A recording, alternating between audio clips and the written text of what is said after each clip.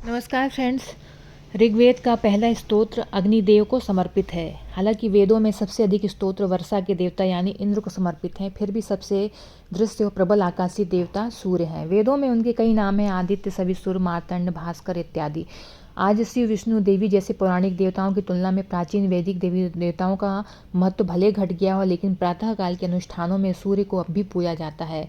सूर्य उन चुनिंदा वैदिक देवों में से एक है जिनके लिए मंदिर बनाए गए, लेकिन ओडिशा का कोणार्क, गुजरात का मोढेरा, कश्मीर का मार्तंड या ग्वालियर का सूर्य मंदिर जैसे अधिकतर मंदिरों में अब केवल खंडहर बचे हैं। फिर भी जैसा कि हर ज्योतिषी आपको बताएंगे कि भविष्य जानने के लिए सूर्य ग्रह सबसे अधिक महत्वपूर्ण है।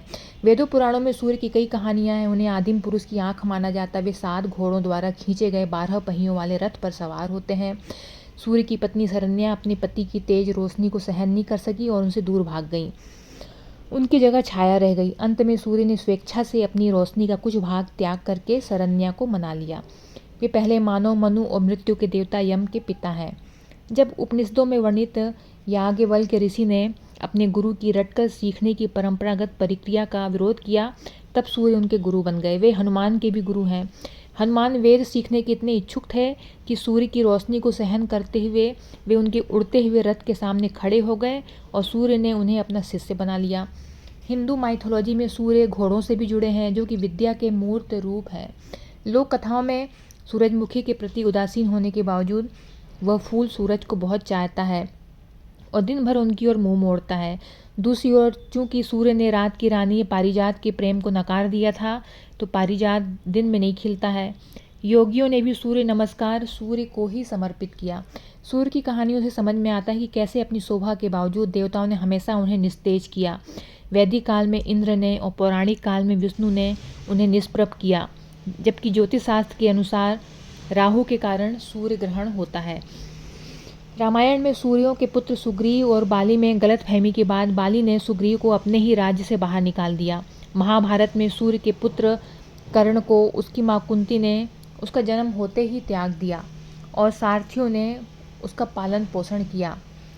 इसलिए श्रेष्ठ धनुधर होने के बावजूद उसे पांडवों ने स्वीकार नहीं किया। रामायण में राम ने सुग्रीव की मदद अवश्य की, लेकिन सारा गौरव वायु के पुत्र विनम्र हनुमान जी को गया। महाभारत में कृष्ण ने इंद्र के पुत्र अर्जुन का समर्थन किया, जबकि कर्ण को केवल कौरवों का समर्थन मिला।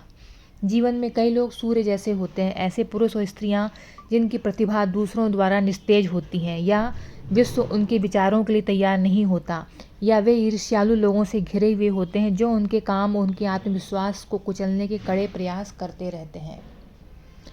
फिर भी विश्व सूर्य पर निर्भर है। धरती पर जीवन उनकी उष्णता और रोशनी से ही पोषित है। सूर्य के बिना जीवन नहीं होता। उसी तरह मनुष्यों में भी सूर्य जैसे लोग हमेशा उभरते रहेंगे, जो बादलों और सूर्य ग्रहणों के बावजूद अपनी चमक से हमें चकाचौंध करने का दृढ़ संकल्प करेंगे। कर्ण की तरह वे भी हार नहीं मानेंगे और अपने अंत तक लड़ेंगे, ताकि चारण उनकी याद में गीत गाकर भविष्य में दूसरों को प्रेरित कर सके। गुजरात का जो मोढेरा स्थित सूर्य मंदिर है, इसका निर्माण 12वीं सदी में किया गया था। मनुष्य में सूर्य जैसे लोग हमेशा उभरते रहेंगे, जो कि बादलों सूर्य ग्रहणों के बावजूद अपनी चमक से चकाचौंध करने का दृढ़